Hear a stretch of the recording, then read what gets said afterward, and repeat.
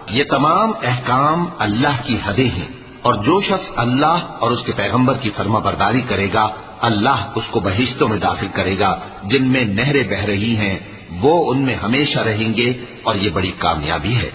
اور جو اللہ اور اس کے رسول کی نافرمانی کرے گا اور اس کی حدوں سے نکل جائے گا اس کو اللہ دوزخ میں ڈالے گا جہاں وہ ہمیشہ رہے گا، اور اس کو ذلت کا عذاب ہوگا۔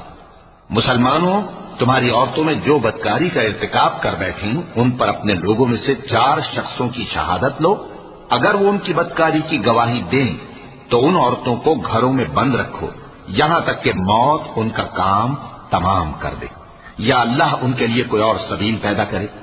اور جو 2 مرد تم میں سے بدکاری کریں تو ان کو ایذا دو، پھر اگر وہ توبہ کر لیں اور نیکوکار ہو جائیں تو ان کا پیچھا چھوڑ دو۔ بے شک اللہ توبہ قبول کرنے والا ہے، مہربان ہے۔ اللہ